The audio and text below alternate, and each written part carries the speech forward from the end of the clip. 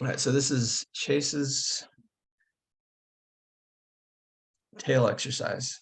So back to my earlier question, without having seen the video reference, if you're just an audience member watching this for the first time, what do you understand is happening in this animation, in this story?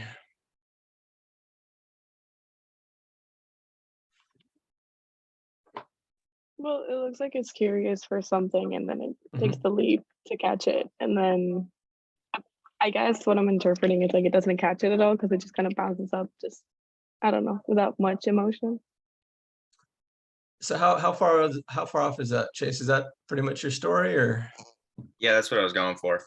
Okay. Yeah, and it's a simple just tilt of the body, and it looks like it's thinking. That's very legible for us because we're used to seeing dogs or canines do that. Good. So how can we help? What's working well for this assignment, aside from the story, as far as the animation principles?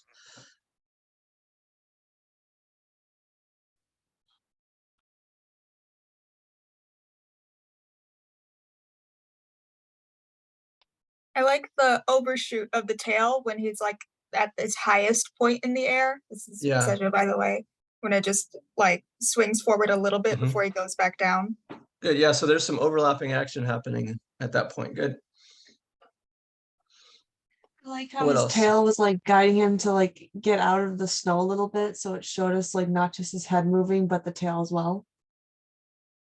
So the tail's moving. You're saying when the body is in the snow, the tail keeps moving? Yeah. Okay, good. The arc, what about the arc? How well is the arc working for the? Does that look? It looks like fairly decent arc. It looks pretty even going up and coming down. A little bit of hang time, which is nice. All right, so how can we help Chase improve his animation?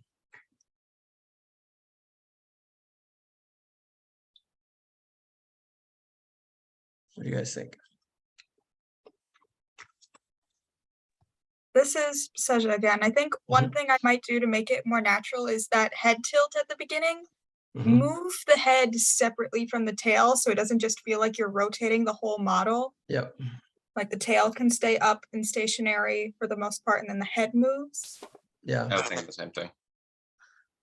Good. Yeah, that's the first thing that I caught was the tail is just frozen to the body. It just rotates with.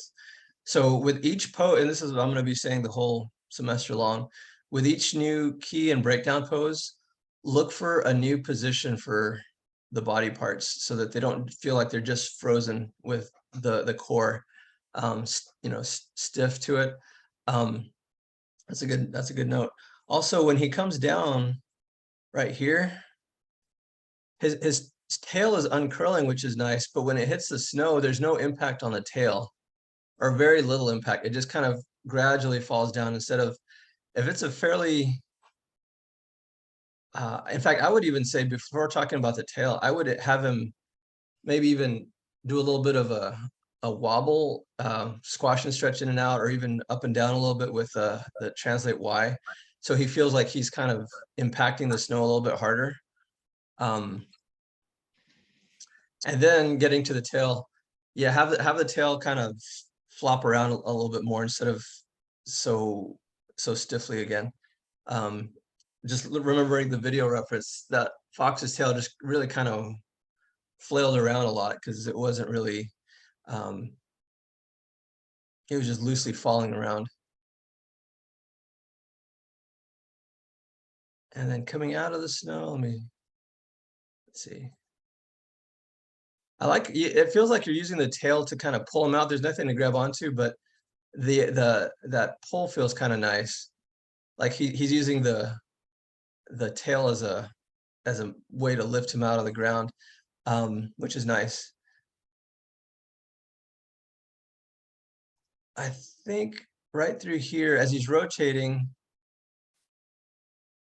yeah, you just maybe need a couple more poses to kind of resolve. This is nice. And maybe it's because the tail just feels very stiff through here the whole body, like this whole movement feels kind of stiff, kind of the same thing. Have the tail overlap or maybe ahead of the body, but not timed where it's falling at the same rate as the body. And then you anticipate here, which is nice. And there is a little bit of overlap there. Let me play it at real time speed, real speed.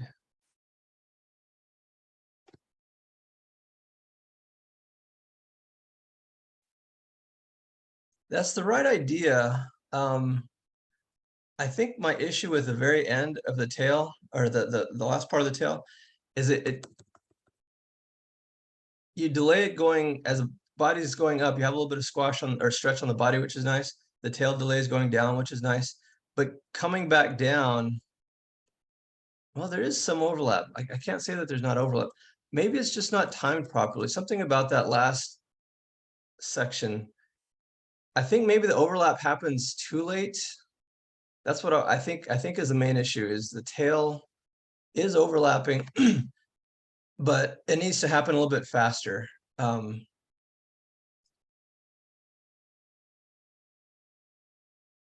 So maybe it just kind of flops the ground a little bit faster at the end. You still have some overlap though. I don't know. I believe you already did this, but could you slow it down a little more? Because it kind of looks the tail is moving separately with the body. Maybe at that last part. At the last part?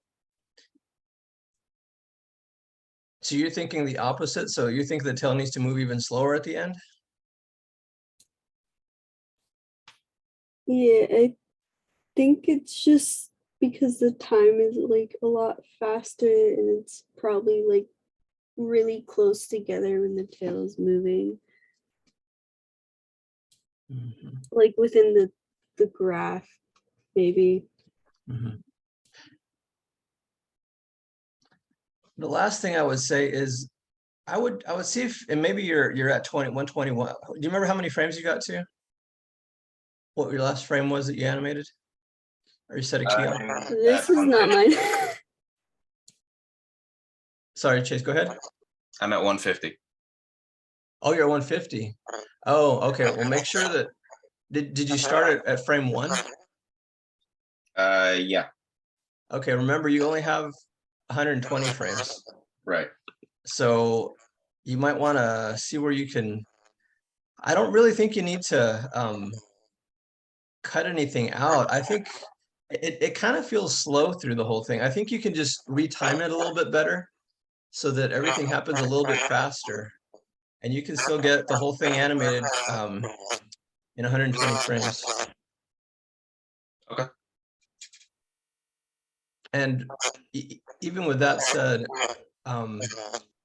at the very end, you want to get to having some settle down where the whole thing just kind of comes to a nice end pose.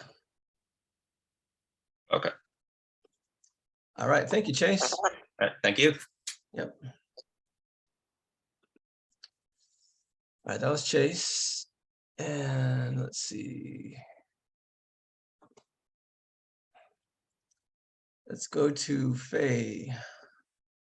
You with us, Faye? No, Faye.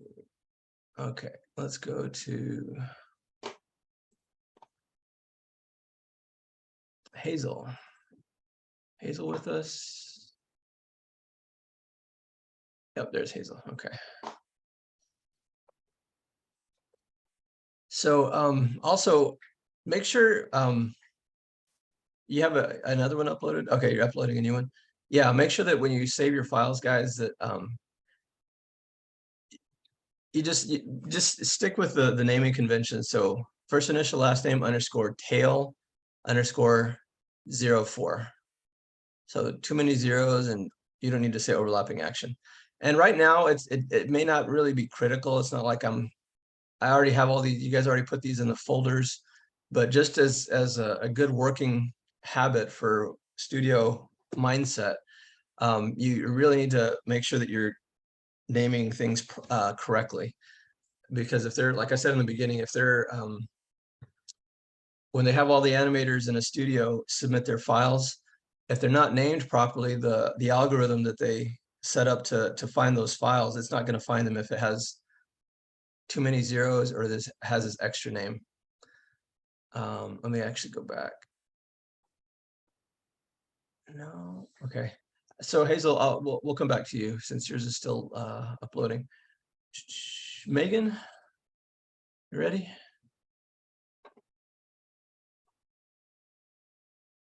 I see tail final.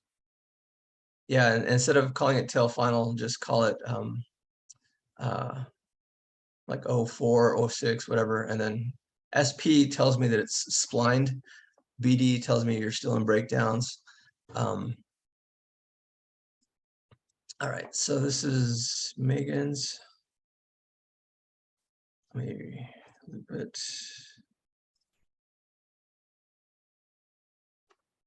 All right, so what's working well? What's the story about?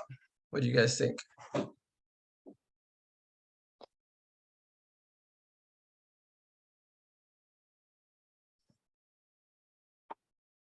Is the story working well?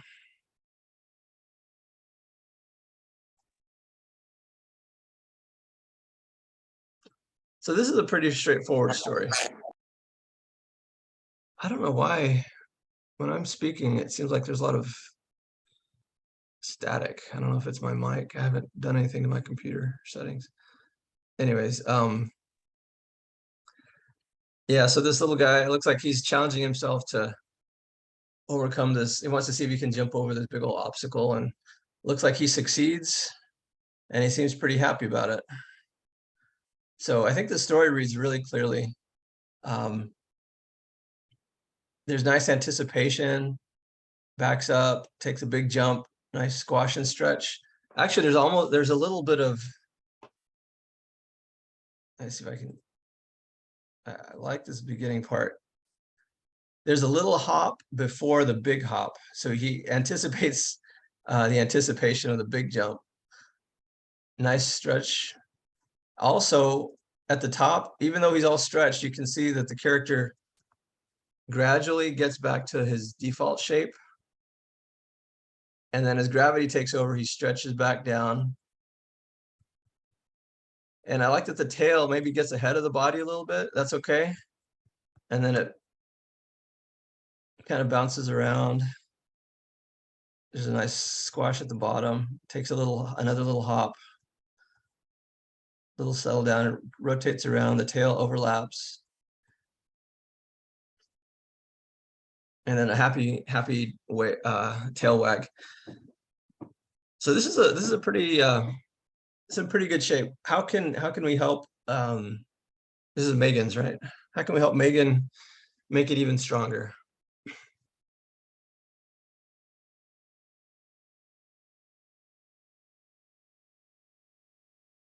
What thoughts do you guys have?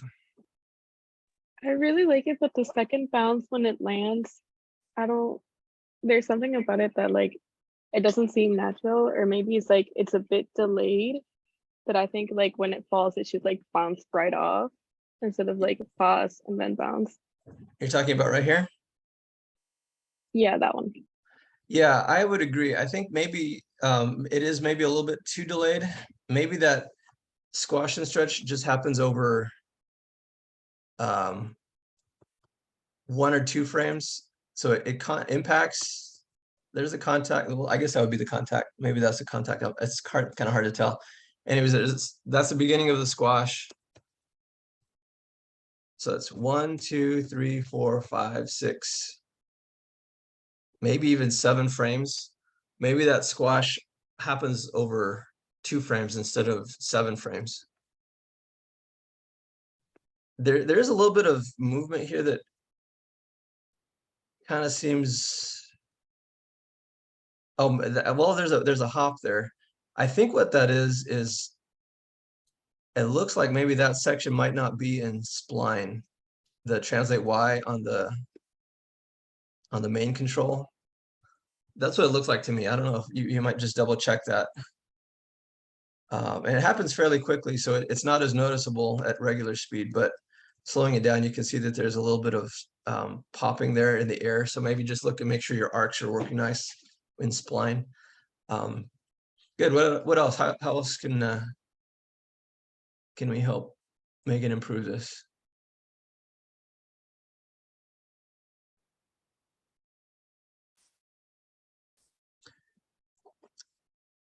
So overall, I would say that there's overlapping action. It works really nice in the front arc as the tail's wagging. It's working pretty well, but I would pay close attention to the tip of the tail. There's certain parts where it kind of does it. It feels like it kind of gets stuck also. It's a little bit frozen in that bent position. So kind of have it flop around a little bit more, going back and forth instead of just getting stuck in one shape.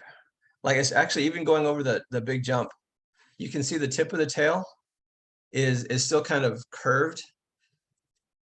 And I don't know if it comes out of that. Let me see. Yeah, it kind of does. But even through here, you can see that the tip of the tail is kind of curved up instead of being just loosely following. And then, yeah, even through here, I think it should probably be dragging the other direction instead of pointing up. It's kind of pointing back. And that would actually probably change some of this too. Maybe it wouldn't touch the head first. Maybe it's still dragging up here. And then it can relax into this once it hits the ground. Let's see. So yeah, drags late.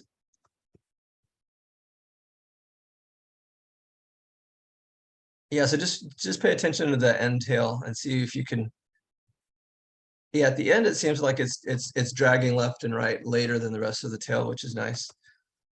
Any other last thoughts oh, one last quick thing that I noticed. You want to be careful that the character is stays. This isn't snow, so it's not going to clip through the ground plane.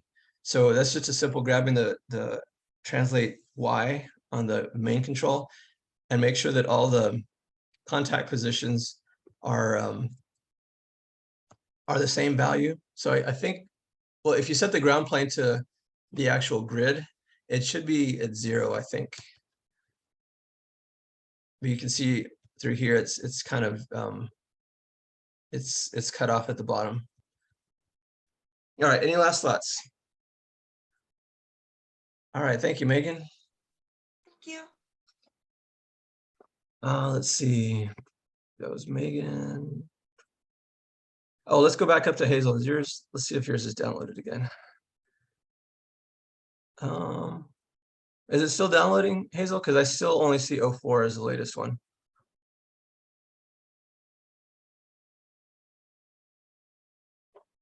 Oh, okay. All right, we'll come back. Maddie. Revised.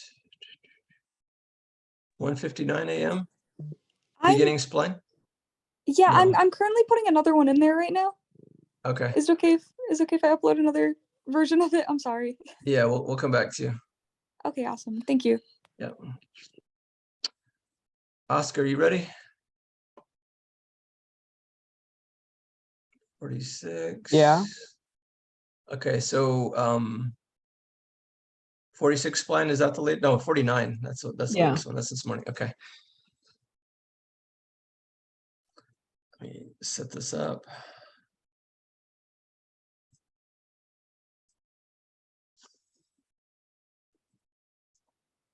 All right. So what's the story here, guys?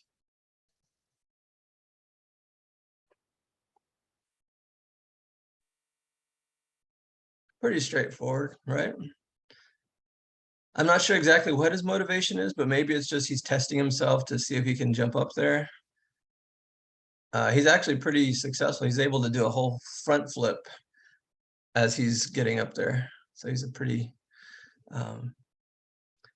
able acrobat, I guess.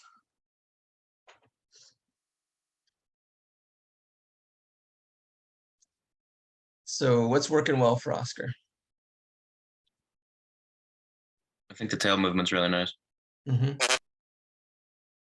Yeah, there's a lot of good overlapping action on the tail. It follows the arc really nicely. I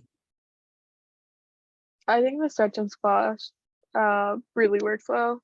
Yeah, there's a lot of good squash and stretch for anticipation, and then the actual push off. And he,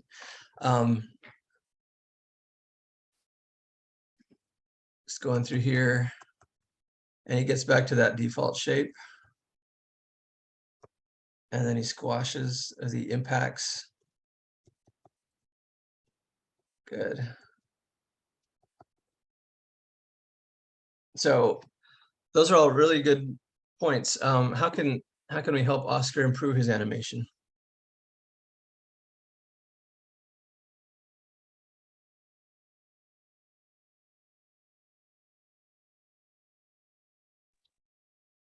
This is Saja. I think the squash is like effective with the landing. I think my main thing is with the ones at the beginning and then that extra one at the end. I feel like they could be less harsh because it either feels like he's supposed to be bouncing around to music or something because it's very like relatively evenly spaced, or he's being squashed just completely crouched down, which could also work. But I don't know, the one at the beginning, maybe if he backed up a little bit when he did it. Yeah, so originally Oscar did have the character backing up, and then you wanna explain?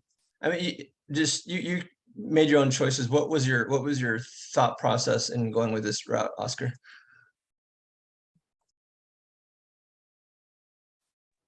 Hi. Can you hear me? Okay. Yep, I can hear Because you. backing up, you said it wasn't realistic. So I was like, I guess not. So I did this instead. Okay. Yeah, so this could still work. So Sasha, you're saying that are you saying that the squash is too big? Like there's too much squash? I think, I don't know, I might just have to watch it like through the frames. Yeah.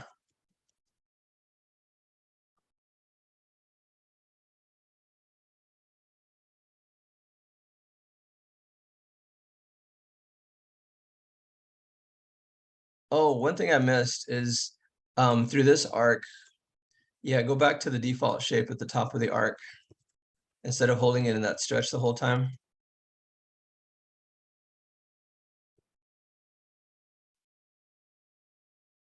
And the other thing I noticed, the tail, and we talked about this before, as it's coming up with, if you use the spline tools on those tail controls, you should be able to get a nice transition. It kind of feels like it pops right here. And you can actually see the tail increase in volume. It's kind of small right here. And then the very next frame, it gets kind of bigger and pops to the next frame. So if you use your spline tools, and maybe, I don't know if it was maybe adding another frame between those two frames. I can't remember if this was a spot that we talked about, but that'll just make that transition a little bit smoother. And then I think it happens again. Yeah, right here. You might just add another frame between this one, or is it these two frames, so that it transitions a little bit more smoothly. And then the tail whips around. And just one last thing that I would like to see, because this is also kind of a, especially because he not only jumps up there, but he jumps and does a flip. He's like a real show off. He's really, that's kind of the personality that I read from him. I almost wanted to look at the camera, like, see what I did, I'm really good, or something, where he instead of just having look off screen, maybe he kind of interacts with the camera more, kind of tilts his head or something to show, you know, I'm really good or whatever. That's just a thought. But the other things I would definitely make those changes, especially with the tail. Any last thoughts for Oscar? I just overall love the addition of the flip, like from last time that I saw this. Yeah. It's very cute and it gives him more personality. Yep. Very So good. Oscar Thanks, says Oscar. that he ran out of frames for Yeah. the. All right. Thanks, Oscar. Thanks, Sasha. Let's see. How is Hazel coming along? Is it uploaded yet? Yeah, version 6 spline. Yeah. Okay, let's go back to Hazel. And let's start over.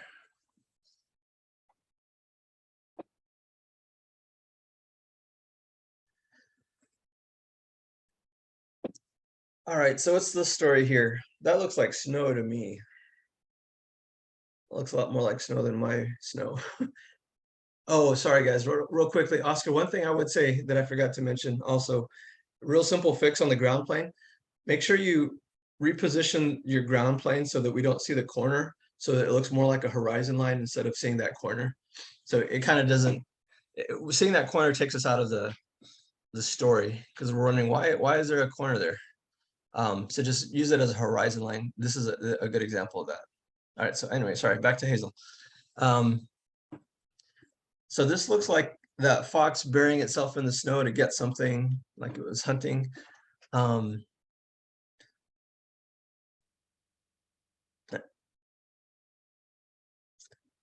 like the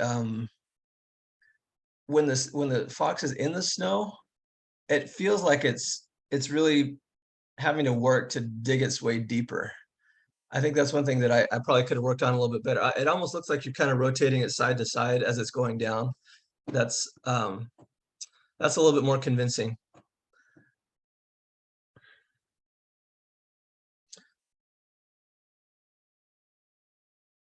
So is he successful in getting his catch?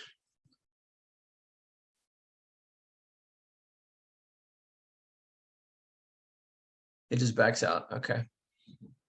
Okay.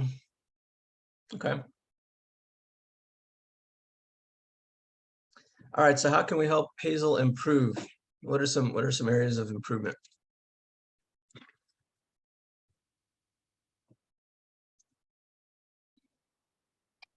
Definitely work on the jitter of both the body and the tail. Yeah, we might need to visit offline on a Zoom meeting to make sure you're understanding how to use the spline tools. It seems like most of it is still in steps, or even if it's in steps, there probably are too many jitters. And I think a lot of that can be resolved using the spline tools. And maybe a lot of it can also be resolved, like I said, with 3D animation and the graph editor. What's different from that than working with 2D animation? You know, with 2D animation, you really want every drawing that you create to count. You're adding more and more drawings until you have smoothness. But it's almost the opposite with 3D animation. You can frame by frame animate every single frame, but the whole idea is you don't have to because of the spline tools. So as you refine, you actually delete frames that you've created that maybe you needed them at one point, and now that you're using the spline tools, some of them become obsolete. So don't be afraid of deleting frames. Of course, you're wanting to version up in case you don't accidentally want to lose stuff that you thought might be working. So you just version up and then see if you can delete certain frames that seem like they're too jittery, or maybe you retime stuff, but you're just really playing with timing and the frames, and you'll see that as you delete frames, your animation gets cleaner. In game, so there is that fact. Let's see, most of that is still stepped. I just haven't figured out. Okay, yeah, so let's meet after class, and I'll help you figure out. In fact, if you can send me, so my office hours are 1 to 2, and then 2:30 to 4:30, or I'm sorry, 2:30 to 4 today. You can meet during office hours today, or Wednesday is more flexible. Tuesday and Thursday have the same office hours. And some of you have been reaching out to me to meet in the evenings, and that works great for me. Later in the day, in the evening, I'm available for Zoom meetings as well. And usually, we can keep those fairly short, but yeah.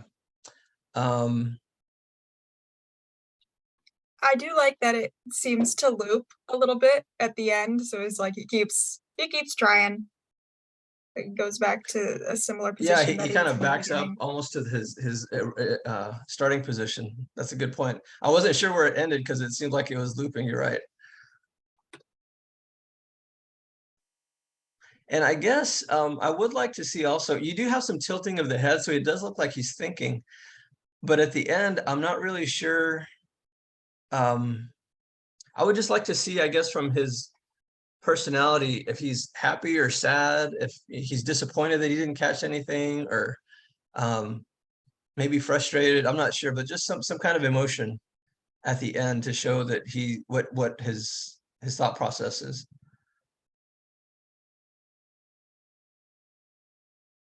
Any last thoughts? All right. Thank you, Hazel.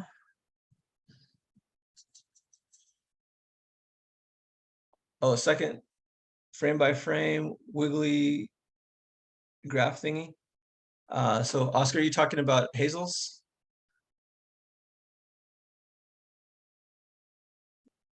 I think you're getting to the same point that we were talking about, where using the graph editor will help clean up a lot of those wiggles and stuff, the jitters that we're talking about. I think that's what you're referring to. I think I was just saying that he likes 2D animation more than trying to work with the graph. Yeah, I have to admit, guys, it does. I mean, you guys, I acknowledge for you guys, for your sakes, it does take some getting used to. It's a different mindset, and but hopefully, especially on the next one, we'll probably take even more time on the next one to make sure that everyone really understands how to use the graph editor properly. And once you get into the swing of how to work the graph editor, it just makes your life so much easier. It saves you so much time, and you get to good animation so much faster. A year ago, I did a little animation test because I was debating whether to do my thesis project as 2D animation or 3D, and I hadn't done 2D in a while. So I did a little walk cycle. I had these two ice agents carrying this cage with a kid in it, and I had two ice agents walking with his cage, and it took me a while, and it never really looked good. And then I okay, that was my 2D test, and then I did a 3D test with just some random characters. I did it in half the time, and it looks so much better in 3D. That's me, because I'm much more comfortable in 3D. But I just realized that again, with understanding how to use the graph editor, you get to animation, good, polished animation a lot faster. So anyways, Maddie, did we see Maddie's? I can't remember. No, not yet, but I'm still uploading it. I'm so sorry. You're still I'm gonna have it uploading, in there okay. in like 2 minutes. I promise. Okay, so that's the other thing, guys. Make sure that when we have a critique, you have your stuff uploaded before class. In fact, I'm going to say it again because it's that important. When I was at Ringling, I got to class. Our teacher told us, and this isn't Ringling, but I had to be disciplined enough to tell myself that I'll never allow myself to get a 0. And so at Ringling, if you didn't have your stuff in that morning by 8 a.m., you got a 0, and they didn't let you resubmit. I'm letting you guys resubmit. I'm even letting you guys turn your stuff in late, but don't get used to that. I'm worried that by being a little easy on you guys, that you're developing bad habits. I want to make sure that you guys have the opportunities to really polish your work, but I also want to hold you guys accountable so that when you're in the industry, you turn your stuff in early. I never got a 0 at Ringling, but because I turned my stuff in early every night. It was due in the morning at 8 a.m. and I turned it in. I worked on it until they kicked me out of the lab at midnight. And then I wasn't finished with it, so I would get back into the lab at 7 before class, and I worked on it for another hour. And I never really got to the polish that I wanted, but I never got a 0 either. So just be in that mindset that you have to get your stuff turned in early, and that's not so much for school. That's really for industry. At Real Effects, you know, our dailies happen, you know, we had our video conference once a week with Sony Pictures Animation, and that was on a Thursday. If I didn't have my shots, all of us had to have our shots turned in by noon on Wednesday. If it was 12:01, 12:05, our stuff didn't make it into the day into the video conference the next day. So and thankfully that only happened, I think, once to me, but that meant that day that I didn't get my shot turned in, I didn't get any feedback, so I was slowing down production. So make sure that you you get your stuff turned in. Enough of that. Sydney, I believe it's tail 7 spline. Is that the right one? Yeah, that's the right one. Okay. Oh, download.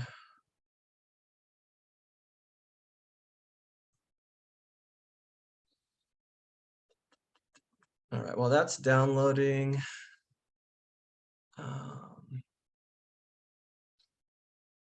Let's see, I guess I'll just let it download. I don't want to walk away from it because it may stop the process.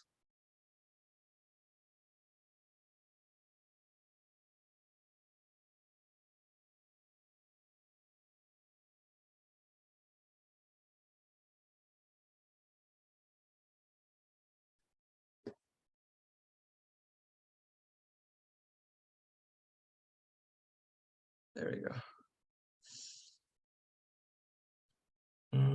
Let's see.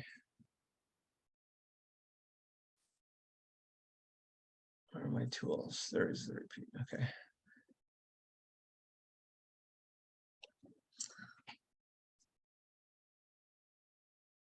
All right, so from what you guys can tell, what's the story here? Why is the character going around in a circle, hopping?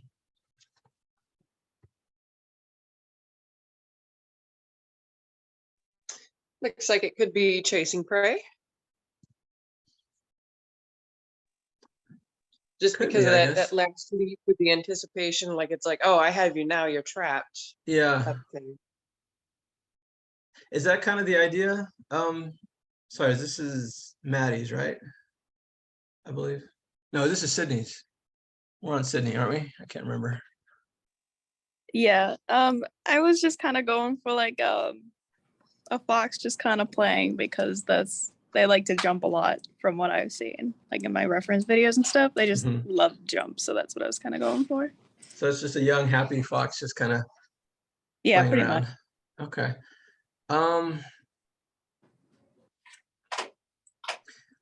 So something that Adeline said, it feels like he's right here, like he's anticipating, like he's maybe sneaking up on something he sees. I like that, but story-wise, how can we make that a little bit stronger? And maybe it doesn't even have to do with the animation. What else can you add that might make that seem, because it looks like he's really concentrated and focused on something, and then he jumps at it, right? I could add like a simple shape there, like kind of where he lands, and it could be, I don't know, he is playing with a rock or something. Yeah, exactly. Just a simple object that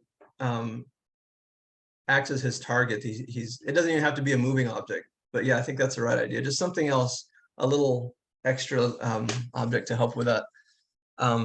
Good. All right, so animation wise, what's working well for Sydney?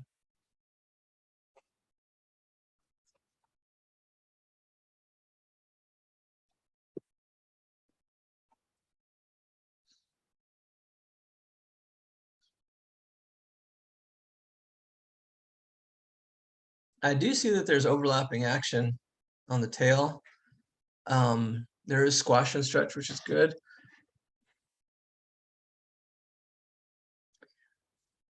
So the one thing, and this is kind of, I know this is a tougher character to deal with, even though it's a simple character because it doesn't have any arms or legs. We really have to think about its mode of movement, how it's able to move. And you do have hopping, which is believable, but you also have just it just kind of slides around, and that's kind of the harder thing to be make it believable because he doesn't have any legs to move him forward. So he has to have some kind of sliding mechanism. Is he sliding down? Is it gravity that he's going down? Or so with this character, I would say there's maybe 3, maybe 4 modes of getting him to move, like to change to get from one area to another. So hopping is one. You could roll him like on his head. That would be a little bit less believable, but at least that makes sense. I wouldn't imagine a character would want to roll on his face, but that's a possibility. Another one is kind of where he's kind of scoots, which is a little bit more challenging to animate.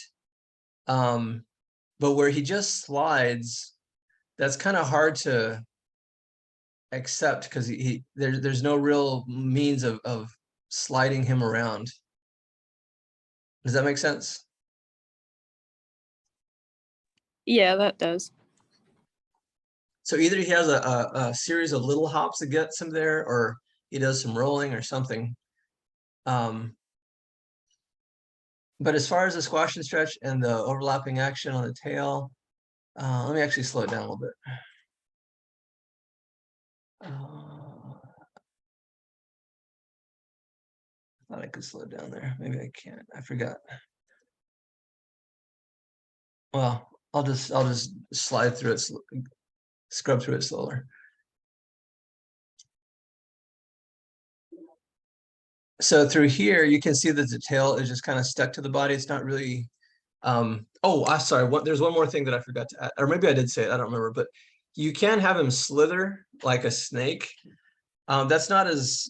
I mean, that's kind of out of the character of a fox, but it would certainly add to personality if this fox starts to wind, slither like a snake, because he does have a body that kind of acts more like it's more snake-like with his tail. Anyways, that's just a different option, but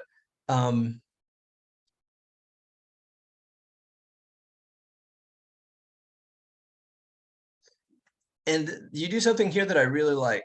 You don't just go down, you don't just squash down. You have the characters rotate Y left and right, almost like he's really that really feels like he's anticipating, he's really getting into his anticipation. I think that tail, well, you do have some overlap.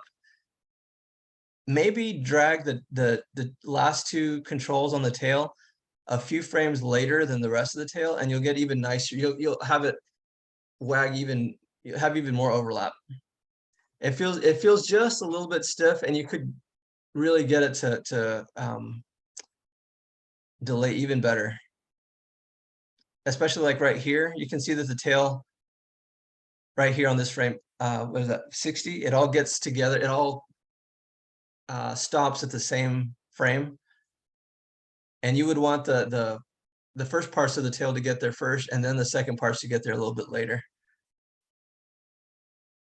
And as he jumps, you want to be careful, and this is to everybody, you want to make sure that the tail doesn't clip through the ground. And the solution for that is just find the most egregious frame. It's probably right there at 65. Yeah, and just rotate the 1, 2, maybe the second and the third, but mostly the third tail control, like almost 90 degrees, so that it brings the rest of the tail out of the ground. And then as he's going up, it's already going to be out from that point forward. And he gets up. I think through here also at 71, instead of kind of being straight, I think the tail should really be following the arc of the path that he just took. And then I think this is probably a decent pose, especially if it's if it's preceded by the tail up in the air following the arc. And then he kind of bounces. I think I would also here, he squashes, and I would have the tail get to a point where it actually slaps, the whole tail slaps the ground. instead of staying up in the air like this, the end of the tail, it whacks the ground, and then you can have it come back up a little bit, but just that's going to be nice overlapping action where it slaps the ground. And there's a little bit of jitter in here in the tail. That might just be, you need to go through and use the spline tools, or maybe even delete some of those frames to get some nice transition into the next pose. And some of this looks like, yeah, I think you just need to work more with the spline tools on this end part. Yeah, but that's a lot of animation for 120 frames. There's a lot of movement. And actually, this one almost loops around nicely too. Not that that wasn't a requirement, but that would be nice for your demo reel if you did have it loop, so they could just continually watch it. Any last thoughts for Sydney?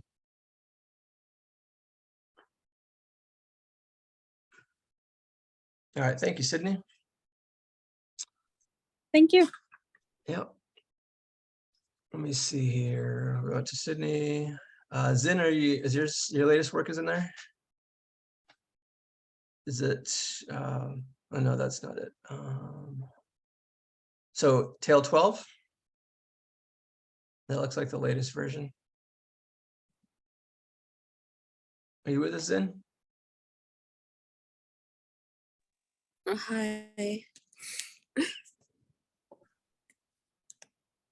All right, just a quick note, just a quick reminder, make sure, you might have done this on accident. It looks like you accidentally animated from, or did a play blast from your perspective view instead of your camera view. Oh, do you want me to re-upload? Actually, Yeah, go I ahead can do and- that quickly. Yeah, go ahead and re-upload it, and also make sure that in your camera view that you have your controls hidden. Yeah, so we'll come back to Zin. Let's go back up to Anna.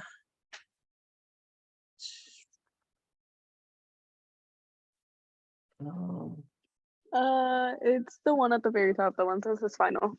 Oh, final. Okay. Okay, let's change this.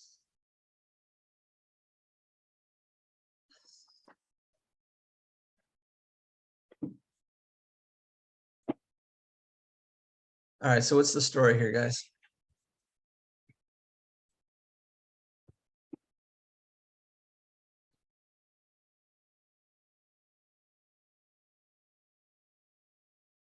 He's trying to catch something, maybe? Could be. Is that right, Anna? Is trying to catch something?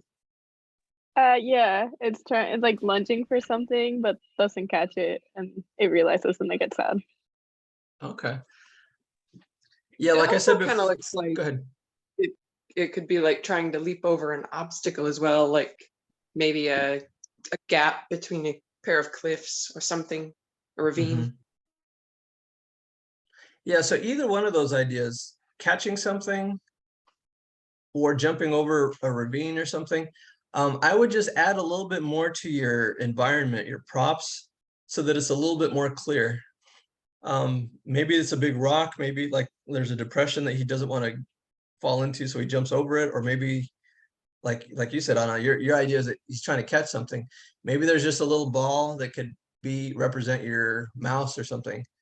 And as he's up in the air, maybe it runs away really fast off screen. It wouldn't be too much to add, but it would just make the story more clear for your audience so that they don't, they're not confused by the lack of props. And again, these are just super simple props, just simple shapes. And one last thing about your prop, your ground plane, kind of like I said earlier, make sure that we don't see the corners of your ground plane. Just rotate it in your camera view so that it just creates a horizon line and not a corner. But yeah, as far as the animation, this character is definitely a thinking character. He kind of, you use a squash at the end to represent that he's a little bit sad. The tail, there's nice overlapping action at the beginning. Let's watch that. Yeah, this is actually what this is a good example of how the end of the tail is delayed even more. So the tail delays later than the body, and then the end of the tail delays even more than the rest of the tail. And you get this nice overlapping action. And then he squashes and slaps the ground with his tail, which kind of pops him up into the air.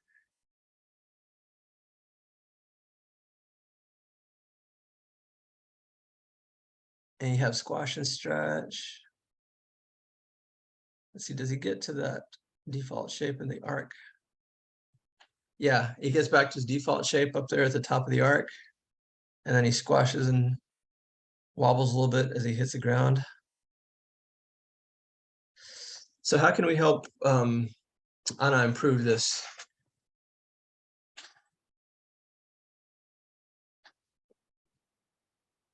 What suggestions you all have? Actually, let me ask a couple of you, because I want to make sure that everyone is contributing to our critique.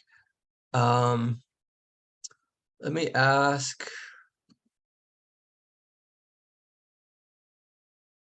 Megan, how can Anna improve? What are some areas of improvement? I feel like with some of like the arches and stuff, like if you want, you can go a little bit more extreme with your squashes to give it a little bit more life, especially like when it's about to jump, it feels really stiff. So let me check that anticipation right there. Yeah, and then when like they're about to bounce, it feels like it just suddenly happens rather than like suddenly move into it. Yeah. So that's an interesting point, and you can see from here to here, kind of a guideline for squashing and stretching. You want to stretch as much as you squash, and you want to squash as much as you stretch. So this is a lot of squash, and there's not quite as much stretch. So either have it squash less or have it stretch more. And actually, as I just, through these two frames, you can see there's a little bit of movement in the, I think it's a translate Z, I'm not sure, but I would just keep it in one place as it's squashing and stretching. I wouldn't move it, I wouldn't translate it. Also, you might want to, instead of, the character's here and then he just kind of holds this pose for a long time. You might want to ease into that squash as if he's, and there was another example which was really nice. I can't remember whose it was, but you kind of rotated back and forth as you're squashing gradually instead of just immediately. So this may just be a splining issue where instead of just stepping into that, you spline into that, so it transitions smoothly into that squash. And then you can have him just pop to the stretch if you want it to happen, you know, with really snappy animation. But the other thing, if he's aiming for an object that gets away, you want to have his eye, you want to rotate the character so the eyes are always pointing towards that object. So hunters, they always keep their eyes locked on the target. If they're up in the air, especially the examples of the fox, he jumps up in the air and his body, no matter what his body's doing, his eyes are always following that target. And that's just a simple rotation, rotate X, I believe. And you want to be careful right here too. The tail, the end of the tail, it looks like it's squashed through all here, and it should. It would be better to have it elongated because it's just trailing. It's just following the body's arc, and then it gets longer here. So that kind of between those two frames, it's a little bit jarring to see the tail gain so much volume right there. And like you were doing it really nice in the beginning, right here. You want that same kind of movement, not necessarily left and right, but now up and down.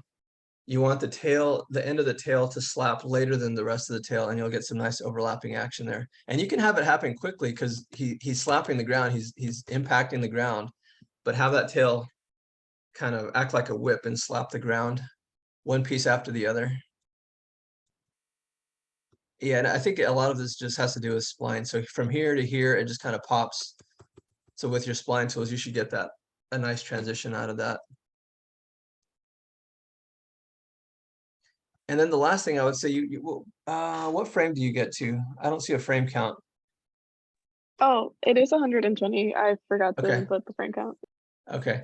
I want to see if you can steal some frames from somewhere, because I would give him just a few more, maybe 10 frames at the end. I mean, you don't add 10 frames.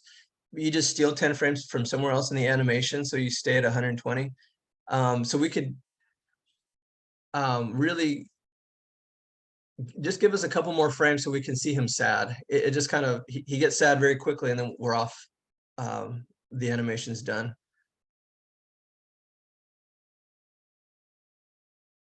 I think you could probably steal it from the beginning, because he doesn't leave until, like, his arc starts more than 3/4 of the way through.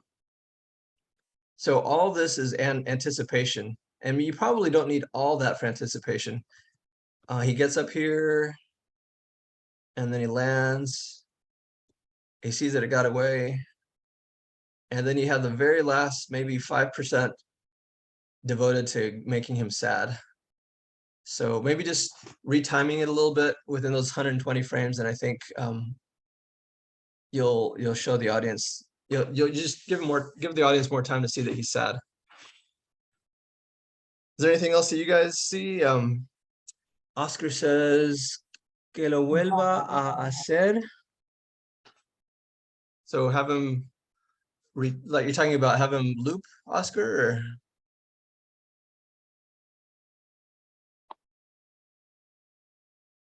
Any other thoughts?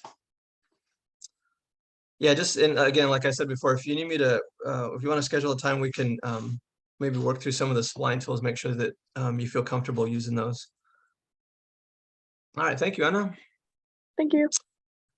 And Alexis, we have Alexis with us? I don't see Alexis.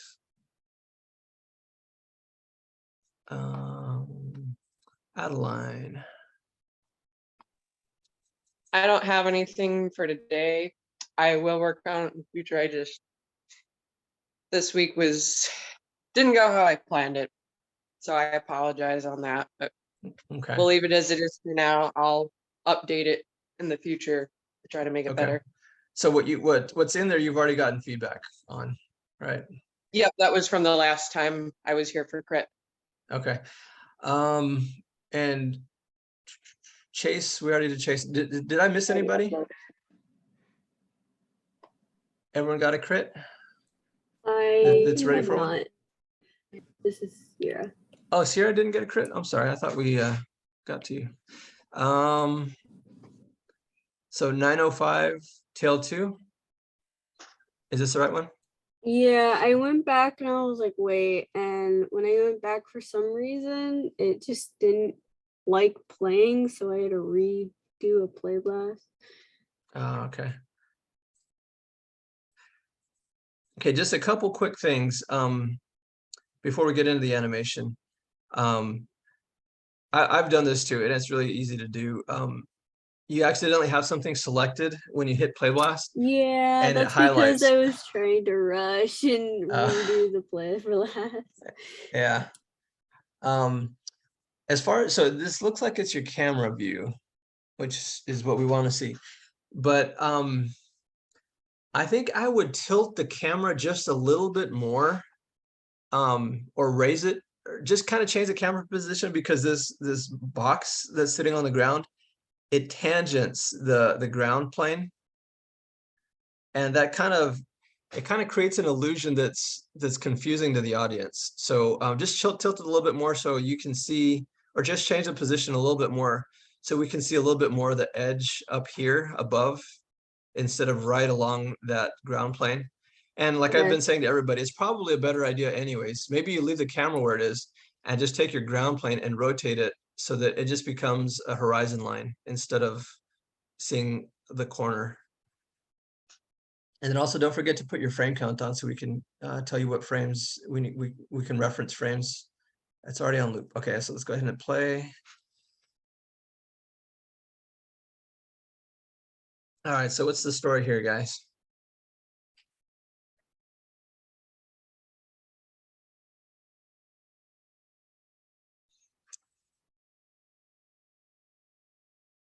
What do you think, Faye? What's the story here?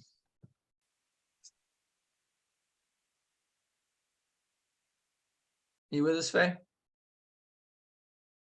It looks like he decided to show off his new trick. This is Chase. Okay, so he jumps up and he seems pretty happy with himself. Yeah, showing off a new trick. Okay. Could be a dialogue scene where the fox might be, what do I want to say, like the mentor character or the character that's leading a group of other animals, and he's like, okay, it's time to get on my soapbox, speech time.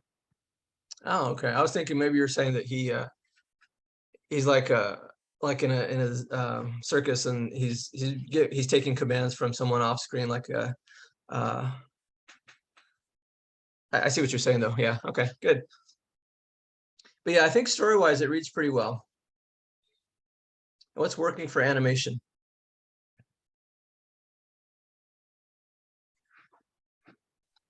I like the little, hey, look what I just did bounce at Yeah. the very end.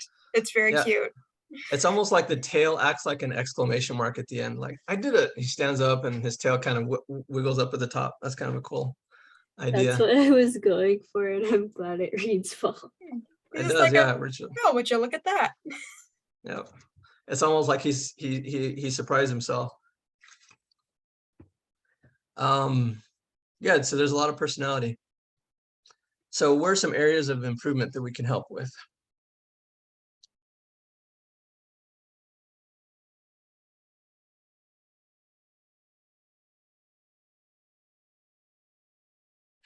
What do you think, Zin? What are some areas of improvement?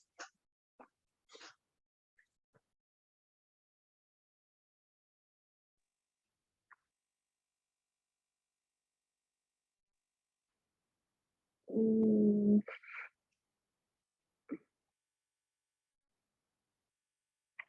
in the beginning, Mhm. where I think he jumps like really, really far.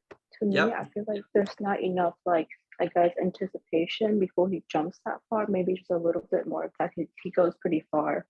Yeah, I agree with you. Maybe there's just a little bit of squash. Maybe you would have more squash. I really like the idea of, I can't remember whose it was, but rotating side to side as he's squashing, that really gets the idea like he's, even without body parts, it's just a head and a tail, but that really gives the idea that he's really squashing down. He's really digging into the ground before he jumps. You can add that. Let's see. Also, I think to make this far of a jump, I would really have it pop faster. Or so have it squash and stretch even faster. So you have just a couple of frames here. Let's see. He's squashing over 1, 2, 3, 4, 5, 6. 6 frames to go down, and then 1, 2, 3, 4. I'm going to say 3 frames to stretch. I would have that happen in maybe 1 or 2 frames instead of all those frames, because the faster it happens, the more energy it's taking him to get off the ground, or the more energy he's using to push off the ground. If it happens slowly, it feels like there's not a lot of energy. Oscar says,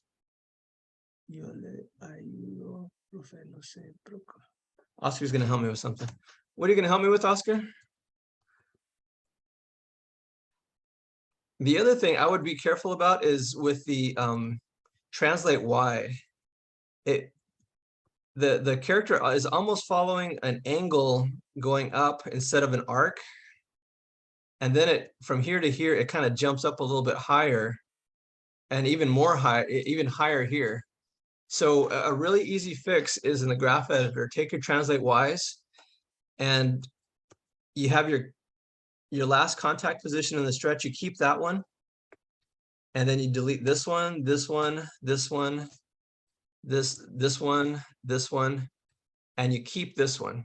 So you keep the beginning of the arc, the middle of the arc, you delete this one, this one, this one, this one, this one. You delete all these translate Y values. There is only one Y value. Really? Yeah. So I don't know why That's- it looks like that way. Yeah, I might but- have to see your graph editor because that's really hard to believe from here to here. And then from here to here, there's such a difference. 'Cause I Maybe it's your had- translate, it might be your translate I Z value had then. 3 different place or what's it called? Poses Yeah. in the air. And I deleted I think one of them or 2. Yeah. I Hmm. deleted one of them and yeah. So if it's not your translate Y, it's got to be your translate Z then, because as I'm hitting the graded or the less than sign, there's a whole bunch of poses. So it must be your translate Z. So for your translate Z, kind of the same idea. You delete or you hold your last, I'm sorry, your last contact position right here. Then you delete all these. You even delete the one at the top. Delete all these coming down. And then his contact position on the box right there. You keep that one. So you delete all the translate Ys in between those, between this one and that one. And make sure that your arc is this pose in the translate Z and this pose in the translate Z are set to linear. And you should just, in your graph editor, your translate Z should just be a slope. It's a straight angle, but it's just a straight line. And that's gonna help clean that up quite a bit. You'll see the arc resolves much better if you delete all those extra poses in the translate Z. Anyway, let's go ahead and play it again.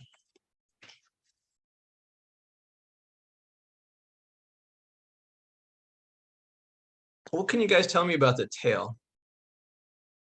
How can we help improve the tail?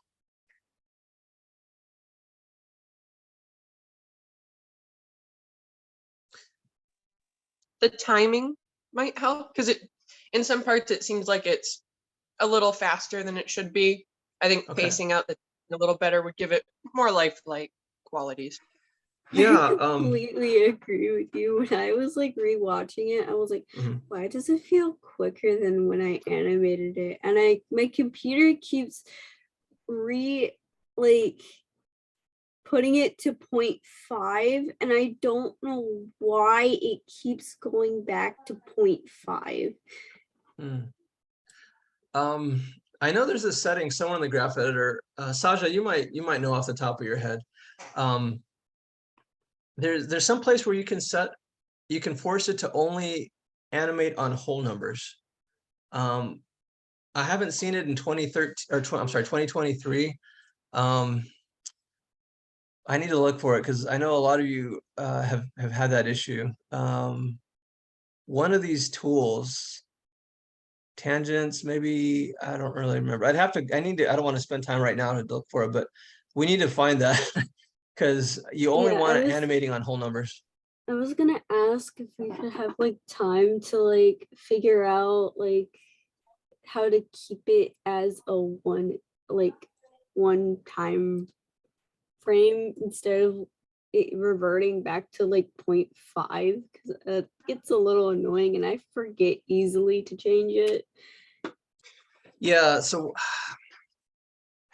while you guys are working, hopefully we'll have time at the end of class for you guys to just work on the next assignment. But I'm gonna put it in my phone because I keep forgetting. That's one thing I need to do some research on to make sure that we find that tool, because there is a tool, at least there used to be, where you can set it to only animate on even when you drag around in the timeline. I'm sorry, the graph editor, it will only drag to whole numbers. And and I haven't used it in so long. I don't remember what it was called, and they always change stuff up in Maya. So they may have moved it. I think I found where you'd be able to find it. It would probably, the forum I'm looking at now says edit keys, snap keys. Edit. Yeah, but this is from like Keys. 2020, so it might either that or it'll be under keys. Yes, Okay, snap. here's snap. We go to those options. And then snap to key multiple options. Yeah, snap time. So mine is already set to 1. I guess that should be the default. So But I if think yours, you just have to turn it on for it to. okay, yeah. So if yours isn't doing that, make sure that you go to, I'll do it again. You go to edit, snap, and then the options box, and make sure it's set to times of multiples of 1. That should fix it. Make sure you just hit snap keys or apply or whatever. Yeah, hopefully that'll fix your issue if you're animating on decimals, smaller integers smaller than whole numbers. Thank you, Sasha. That's great. That's why we have her here. That's why we pay her the big bucks, right? So back to the tail. The one thing that's working really nicely for this animation, you can see right here that the end of the tail is animating a little bit later than the rest of the tail, especially at the very end where we're talking about the where is it? Up here at the top, right here. It's kind of doing its own thing. You want to look for more opportunities to do that with the tail. Through the arc.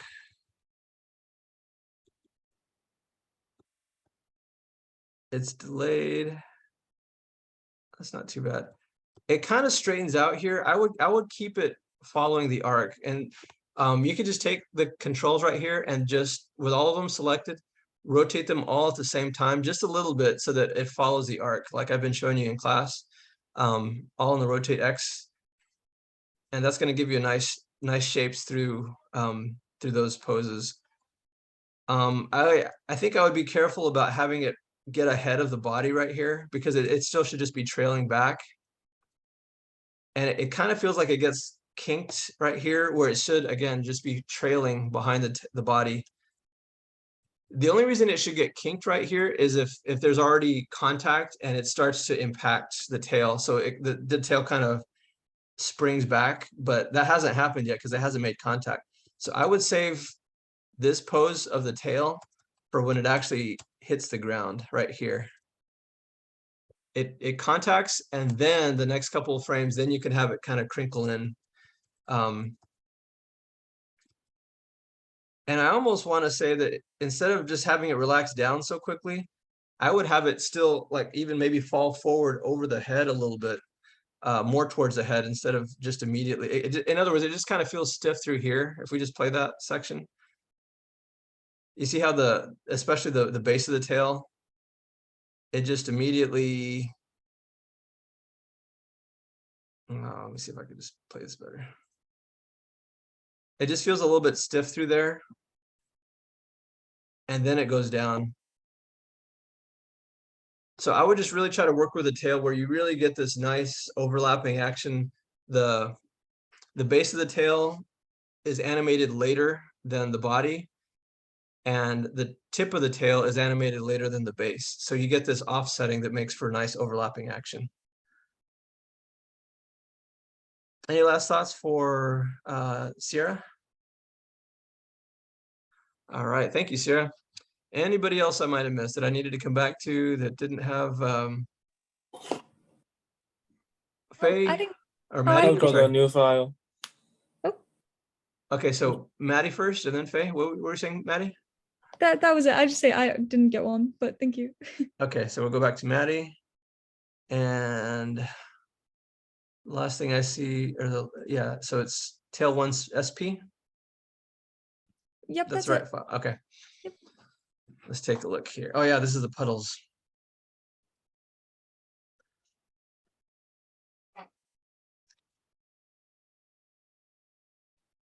Yeah, so you just hit 3 with your puddles selected, and they feel more like they're more rounded. They feel more like puddles instead of so geometric, which is good. So story-wise, what can you guys tell me about the story?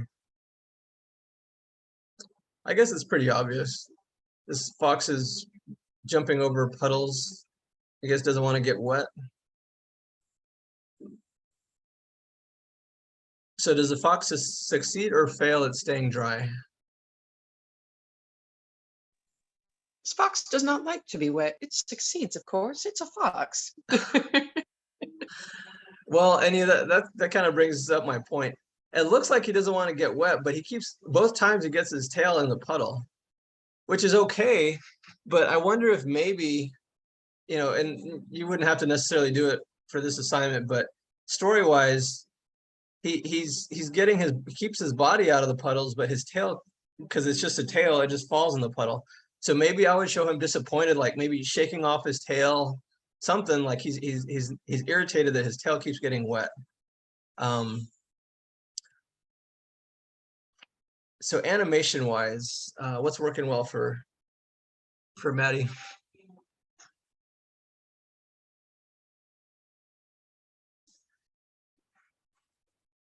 Faye, what would you say is working well for Maddie on this animation?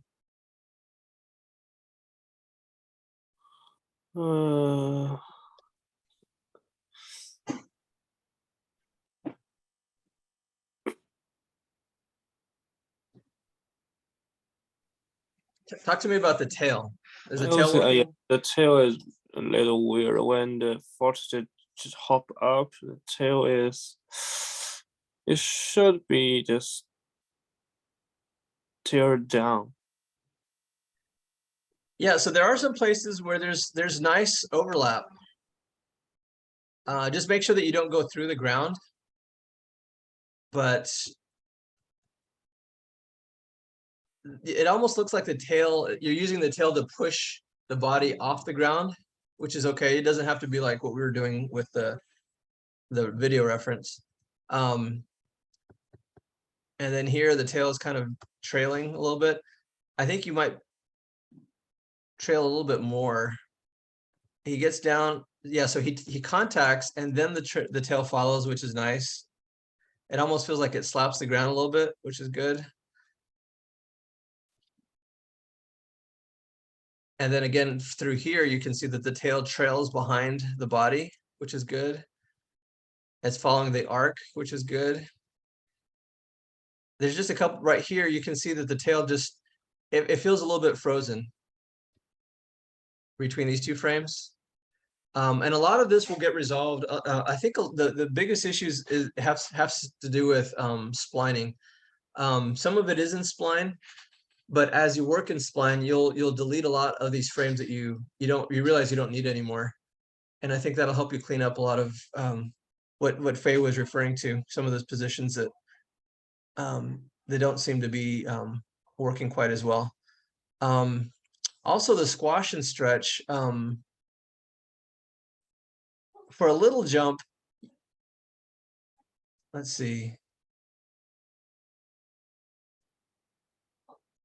Well, what's weird is right here, he's in the air, he lands. So I wouldn't have him land in a squash, I'd have him land in a stretch, and he stays stretched. I guess he hasn't contacted the ground yet. Maybe here. Yeah, so he squashes more. And then he pops up quickly. Maybe because this is a small jump, maybe you could delay that a little bit where it's not happening quite so quickly. I would say that maybe for the bigger jump. Yeah, and then on the bigger jump, you can see that feels almost too smooth. He just kind of almost floats up into the air instead of a quick pop from the squash to the stretch. That's going to give you more energy to get up high. And also make sure that he stays in frame here. I would just adjust your camera a little bit, or maybe move him down, whichever one is easier for you.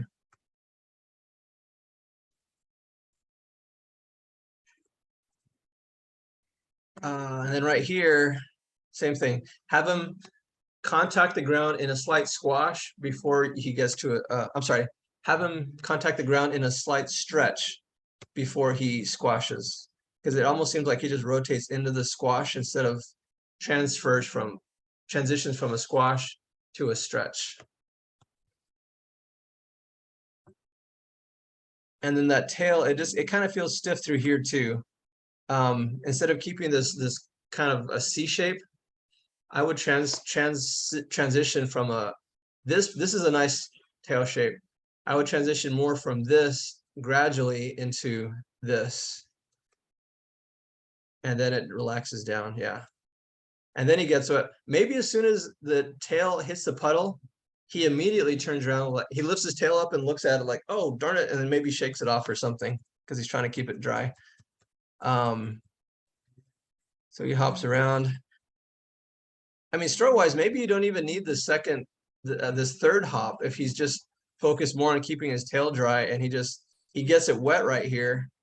So maybe you spend the rest of the time in the animation, instead of hopping again, just turning around and looking at his tail and shaking it a little bit to dry it off or something. But, you know, whatever's easier for you. So you have him hop off or into the screen, kind of into the camera, but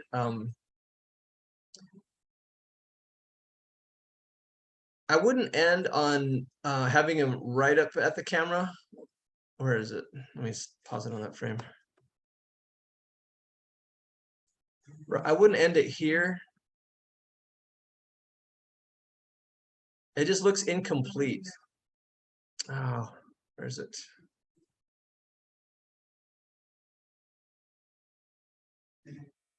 So either have him like completely come at the camera where we understand that he hit the camera, or have him complete this where he goes down and we see him fall off screen below the camera.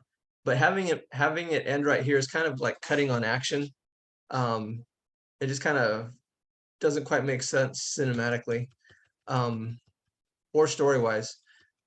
But I think what might actually be easier, instead of cleaning all this up after he gets his tail wet, from here forward, I really think it might be easier maybe just to keep him in this place and just have him rotate over, have the tail come up a little bit. He looks at it, he sees it, it's just kind of hanging there, and he just kind of wiggles it to, you know, get it dry or something. That would be a lot easier than having to do another squash and stretch and arcs and, you know, follow through with the tail. And then so you actually have 2 more jumps, and then he comes off screen here, or, you know, he jumps into the camera. I think story-wise, it would just work better, and that'd actually be less for you to clean it up if he just gets to that last jump after the big puddle and then just shakes off his tail a little bit. What do you think, Maddie? Is that a good solution? Is that Yeah, no, I really like that a lot. I think I'm rocking with that right now. So. And then just one last quick thing, like I've been telling everybody, make sure that your ground plane isn't showing the corner. Just rotate it and scale it so that it's more of a horizon line instead of a corner. Gotcha. Okay. All right. Thank you, Maddie. Thank you. Thank you. Yep. Faye, are we, let's see. Are you with us, Faye? You still with us? Yeah. Okay. And I believe phase is the last one, right? 3-1. Yeah. 3. Okay, tell 3. Open. Oh no. Did you yeah, that's your Maya file. Yeah. Did you download a movie file? Oh, I will upload A it now. play blast? Yeah, go ahead and do the play blast. So while Faye's doing that, I want to let you guys know, I don't know if it's going to be possible. I need to check into it for you guys if you're interested, but when is it? There's a couple of film festivals coming up that I want to invite you to, and I think you should be able to access them remotely. And the reason I'm inviting you to them is because my thesis project is being screened 23rd. No, that one already happened. This Friday up in Canada, and I'm actually going to go to this one. It's only like 2.5 hours from where I'm at. Chatham, Ontario, at the Qantas Theater. I'm going to check and make sure that if there's a link for if it's a virtual screening, I'll send you guys a link. It's the Chatham Kent International Film Festival. Then next week, Thursday, actually I think it's Thursday, Friday, and Saturday, there's the Buffalo International Films Festival. That Friday the 7th, there's Change Fest, and that's in Chicago. But there was one, where is it? Oh, is it in November? Maybe it's in November. No, there's one happening in Lansing. I need to recheck my schedule because it doesn't look like I put it in my phone schedule. But anyways, in the next 2 weeks, there's going to be three festivals that I'm going to see if I can get you guys access to. And if you attend, well, you don't have to attend in person, but if I can find access for you guys to attend virtually, and you can show that you attended, even in there, they go over multiple days, but I'll give you guys some extra credit for attending those film festivals. Let's see.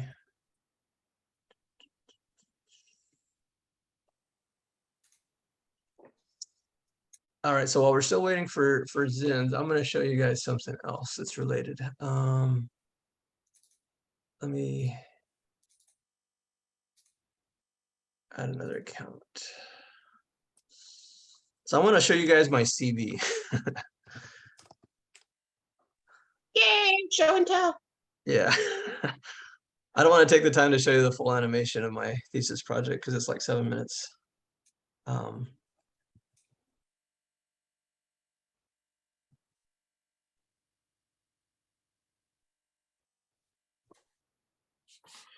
Hold on just a second. I gotta log in here.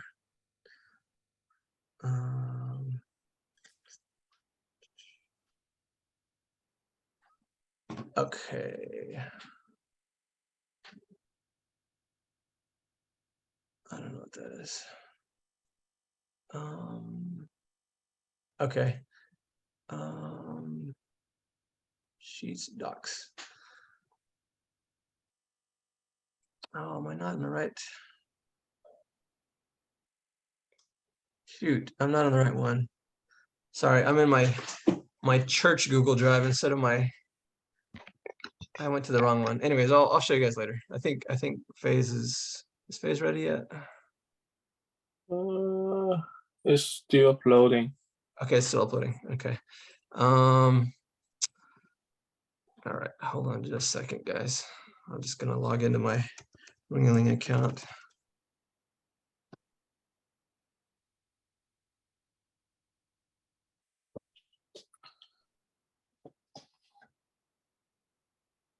And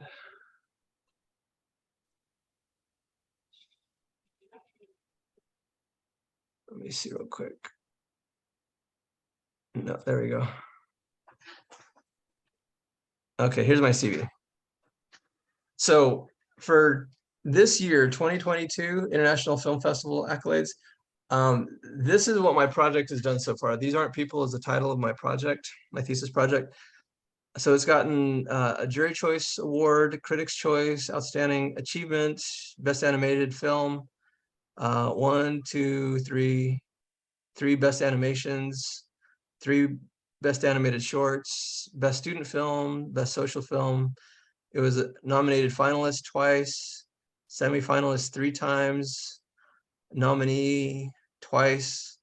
And these are screenings only, where some of these are still, they're not, they haven't gone through all the judging. So I might get some awards from these, but so far these are, well, let me say this. So with all these awards, it's also been screened. And then these are just where it's just been screened. And then these are the honorable mentions where it wasn't screened, but at least it was noted as an honorable mention. So I have like 41, I think this comes out to 41 events where my my thesis project has been recognized. And the reason I'm sharing this with you, I mean, yeah, sure, I'm bragging, whatever. But what's more important is when I was at Ringling in 2000, I graduated in 2008. I didn't have access to all this. Even you can see my earliest one. So this is before my previous film festivals. I got a Telly Award. I made it into the Best of Ringling show in 2006. But this is before I knew about Film Freeway. I think Film Freeway started in 2014. So when I was at Ringling, all I really thought about was like the Cannes Film Festival, Sundance Film Festival, the Student Academy Awards. And those are like super prestigious, super hard to get into. I applied to those also this year. I didn't get into any of those. But even without those, you can see that I got plenty of recognition. And these are all over the world. A lot of them are in India. A lot of them are in the United States, Turkey, the Middle East. I got one into Dubai, Dubai Independent Film Festival, a couple in Canada, Nigeria, New Jersey, Illinois, a couple in the UK, Italy, the Czech Republic, Bangladesh. So it's really exciting to think about that. My project is being seen all over the world, and a lot of it is my intention. You know, so for my CV, obviously it looks good, but more importantly, when you guys watch my film, it has a very important social justice message. So I keep submitting not only for myself to get, you know, to grow my CV, but also because I'm trying to get the word out. What I haven't figured out how to do is how to make it go viral on YouTube. I guess I'm just not from that generation. I just haven't figured it out because it's being seen a lot in these film festivals. But if I go to YouTube, it only has like 123 hits instead of like hundreds of thousands or millions or whatever. I feel Yeah, like a lot of go ahead. people might be just on TikTok and YouTube nowadays. Yeah, and that's kind of I mean, that's the thing about TikTok is those things are like a couple seconds. So it's I don't know how to, because I already had to compress my animation from 11 minutes down to 7 minutes, and I don't know that I could do that just to a single minute, or because there's so much story that I'm trying to tell. So, but that might have something to do with it. So Adeline found Eden and the Beast. That yeah, that's on Vimeo, and even that's and maybe I'll show that to you guys one of these days. I didn't even really have a story for that. I had two characters that I knew I wanted to use, and it was just a trailer. Eden and the Beast is just a trailer. So I kind of reveal the monster in my story. The little girl is kind of just wandering around in the forest, but I didn't really know where I was going with it yet. I didn't know what was going to happen. And then once I saw kids in cages on our border, I realized that's my story. So that's where these aren't people. It's the same characters. I just developed it into a bigger story. But even without a really solid story, Eden and the Beast still got a couple of, it made into a couple of film festivals. So yeah, anyways, let's see if I bought Faye enough time. Hold on. So my point in saying all this is put your stuff out there, and my animation isn't the best, the special effects aren't the best, the lighting isn't the best, but you can see it's still getting a lot of awards. So don't be afraid to put your stuff out there. I think what a lot of people don't realize, because as artists, we're always the hardest critic for ourselves. Mm-hmm. But when a lot of people see something that someone's made, they're not looking at it from the artist perspective where, oh, I could have done this better, or I could have done that better. They're just amazed that you actually made something, you know, you did something instead of nothing. That's a really good point. We're generally our worst critics, and you can't keep that from allowing you to submit your work. You can't say it's not good enough. I'm just not going to submit. You have to take the chance. And I'm not going to do it right now, but I'm going to show you my Film Freeway account, and I'm going to show you. I have like 41 wins, but I have like 15%, what is it called? Like I've submitted to over 400 film festivals and I've only gotten into 41. So, I mean, you can see that there's a huge, but you know, on my CV, I'm not going to say I've only made it into like 10 or 15%, but it just shows that it's being seen. And that's what recruiters want to see. So yeah, that's a really good point. And one last thing I'll say about your pieces, audio is going to make a huge difference. It's going to really help communicate your story and the emotion. Aside from lighting, of course, you want good lighting and good animation, but good audio it can even take an okay animation and just really plus it, especially if you're trying to convey a specific message. Anyway, so yeah, make sure you have really good audio. And I'm not just talking about that it's clear and that you don't have scratches in it, or static, but the choice of your music and your sound effects are just really compelling. Okay, anyways, back to Faye. So I'm going to set this to looped. I think is it in looped? Oh, no. Repeat, there we go, okay. So he hops. So what's the story here, guys?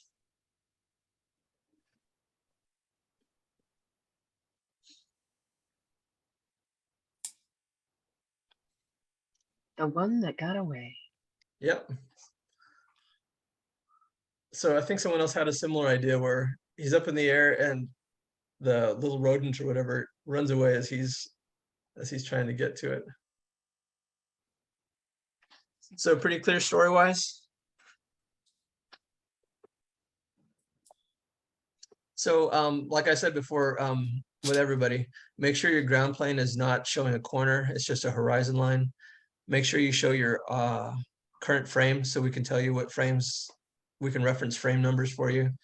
The other thing is this, I guess this could be a hole, but if that's the hole, you can see that this little character kind of busts through it. He just kind of like cheats it. Or if it's a tire, maybe you lift it up a little bit more so we can see that it's a tire, a tube, and not just because otherwise he's just like running through the ground. In fact, he is running through the ground, so I would keep him above the ground so he doesn't look like he's just clipping through the ground the whole time. So what's working well for this animation wise?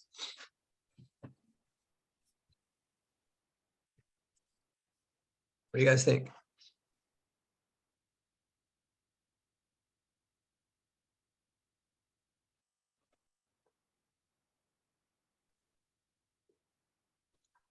There's a nice bounce to the squash and stretch when the fox comes back up from its dive.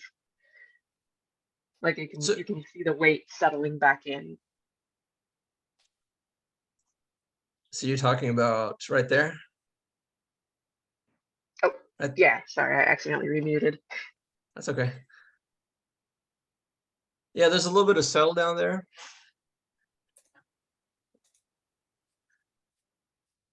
Anna, what do you think is working well? I think the initial arc, I think it's working really well, like getting over that wall bounce and the fact that it takes a second for it to come back up after landing. Yeah, I like it. Even like the tail movement when it falls, it does feel like the tail is like following the body.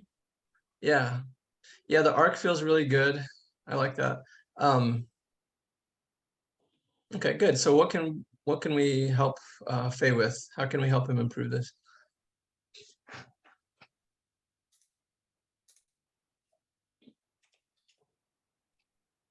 I'm not 100% sure who this was mentioned to previously, but when he's coming back down, since I assume he's supposed to be looking directly at whatever he's chasing, I would tilt the head or the nose down a little bit because right now he's coming like straight back down and then like snap next frame, he's face down.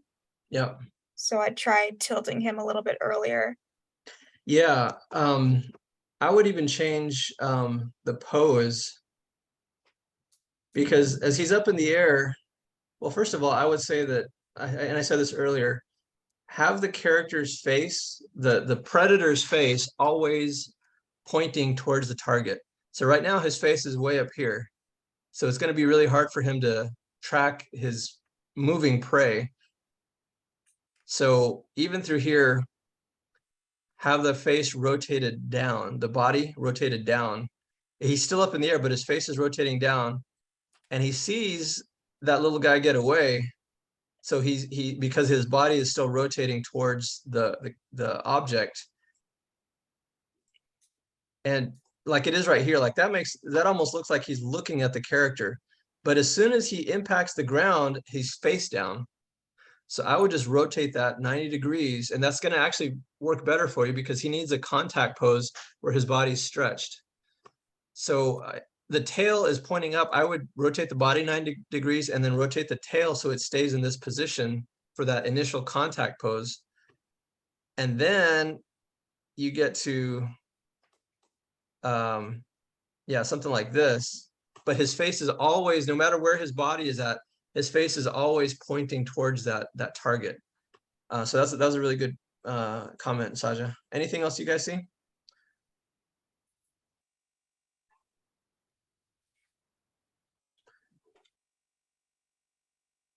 I think on the end, and in a couple of places, the timing of like right here and right here, those bounces, they are working as settle down, but I think maybe you need to work on the timing of them a little bit, or maybe it's using the spline tools because they feel a little bit too stepped. They feel a little too blocky.